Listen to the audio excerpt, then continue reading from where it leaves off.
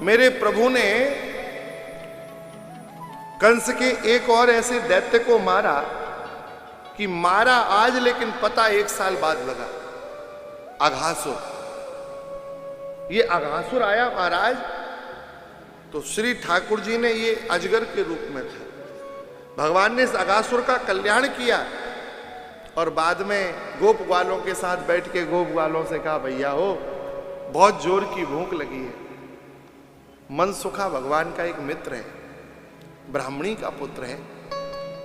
सब सखा अपने अपने घर से कुछ पकवान, पुड़ी पकवान लेके आ रहे थे।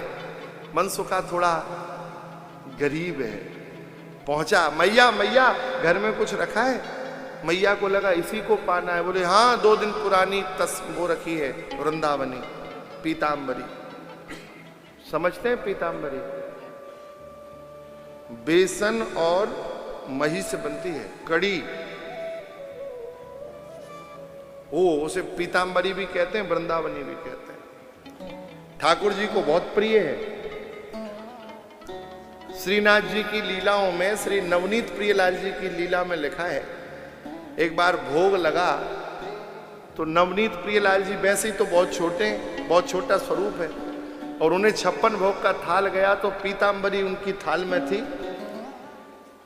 तो ठाकुर जी पीतांबरी का सुख ले रहे थे। तो गोसाई जी ने जब प्रसादी के थाल को प्रणाम करने के बाद, प्रसादी के बाद जब पहुंचे सन्मुख, तो देखा कि नवनीत प्रियलाल जी तो कहीं दिख ही नहीं रहे हैं। तो आप श्री ने कहा कि जय जय कहां विराज गए? तो पीतांबरी में जैसे पकौड़े डलते हैं ना, तो ऐसे ही डुबकी लगा के बाहर निकले नवनीत प्रियलाल जी पीतांबरी में से, और बोले जय जय, पीतांबरी का सुख ले रहा हूं। इतनी लीलाएं प्रसिद्ध हैं श्रीनाथ जी की, क्या बताएं।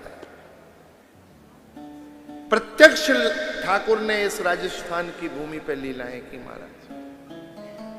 36 वर्षों तक तो प्रकट होकर लीलाएं की, 36 वर्षों तक प्रकट होकर लीलाएं की श्रीनाथ जी ने। कितना सुख लुटाया है अपने भक्तों पे। मनसुखा गया और महाराज देखता है कोई मालपुआ पवाता है, कोई गुलाब जामुन, कोई रस मलाई।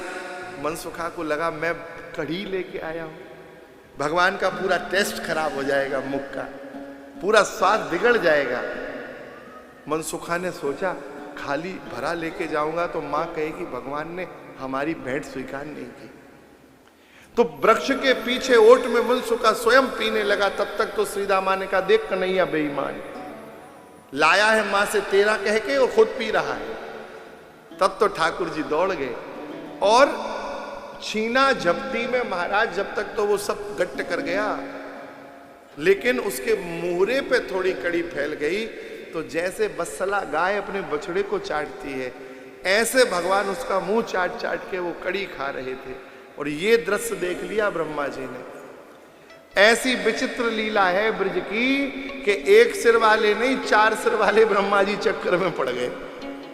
ब्रह्मा जी को ऐसा प्रपंच लगा, उन्होंने कहा ये भगवान है, इसकी हम गर्व स्तुति करने गए थे, ये चटोरा भगवान झूठन चाट चाट के खा रहे हैं, अपरस तपरस का कोई ध्यान नहीं है, ये भगवान नहीं हो सकते। परीक्षा लेने के लिए ब्रह्मा जी ने गाय गोपों का हरण कर लिया। हमारे ठाकुर जी को लगा कि ब्रह्मा जी को बीमारी हो गई है, चलो इलाज कर देते हैं। ठाकुर जी ने अपने में से ही गायों को ग्वालों को प्रकट कर लिया, 1 वर्ष तक व्यवहार किया और उसी वर्ष में सारे विवाह हो गए इन ग्वालों के।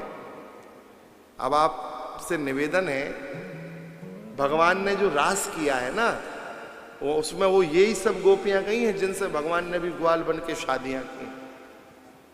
तो भगवान ने सब पाणी गृहीता स्त्रियों के साथ रास किया है, किसी दूसरे की स्त्री से रास नहीं किया।